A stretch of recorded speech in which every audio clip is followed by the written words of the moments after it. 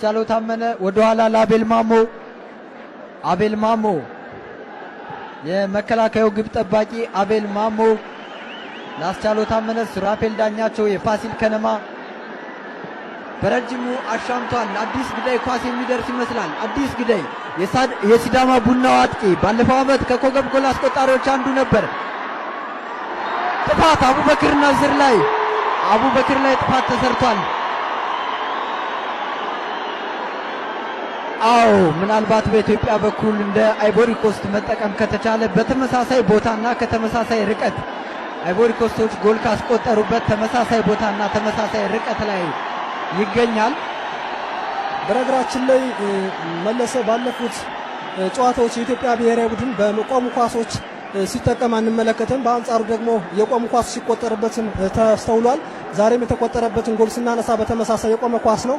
ምናልባት ይህን ችግር ለመቅረፍ አሰልጣኝ ኢንስትራክተር አብርሃም መብራቱ ባለፉት 3 ቀናት የሰሯቸው ስራዎች በዛሬው ጨዋታ ምን አይነት ለውጥ ያመጣል የሚለው የምናየው ይሆናል። ለማንኛውም በአሁኑ ሰዓት ሁለቱ ሀገራት 15 ያህል ደቂቃዎችን ተጫውተዋል።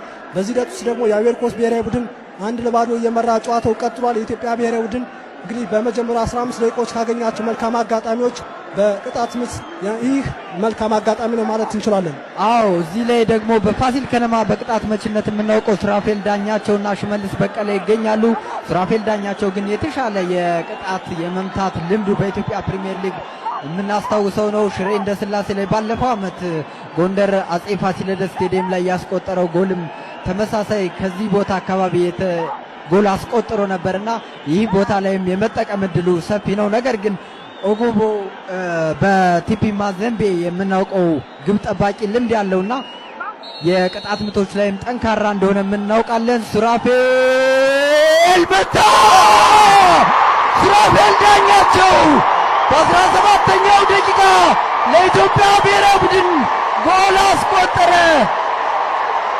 የፋሲል ከነማው የአማካኝ አጥቂ ሱራፌል ዳኛቸው ጎል አስቆጠረ።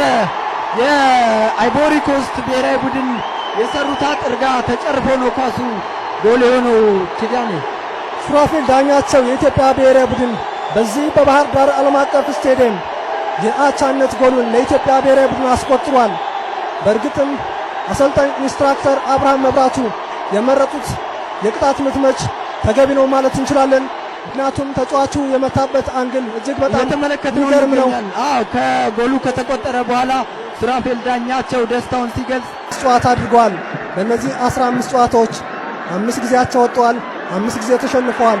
በአንጻሩ 3 ጊዜ አሸንፈዋል። በቀይ ሽመልስ በቀለ ሁለተኛውን ጎል ለኢትዮጵያ ብሔራዊ ቡድን አስቆጥሯል።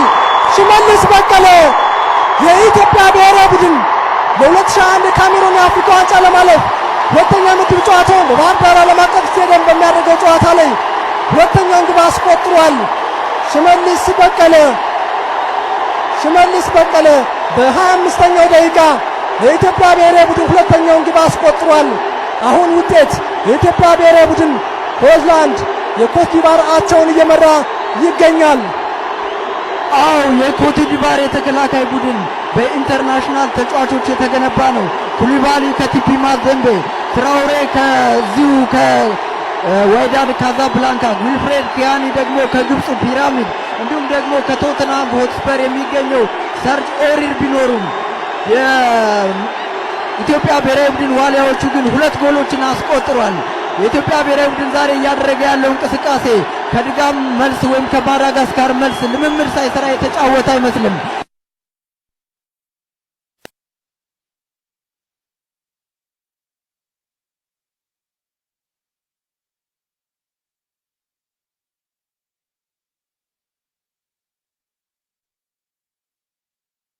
ይገኛሉ። ይህ ጨዋታ ለኢትዮጵያ ብሔራዊ ቡድን በምድብ 2 የመጀመሪያ ሙሉ 3 ነጥብ የሚያገኝበት ጨዋታ ምናልባትም በዚህ ውጤት ከተጠናቀቀ ይሆናል።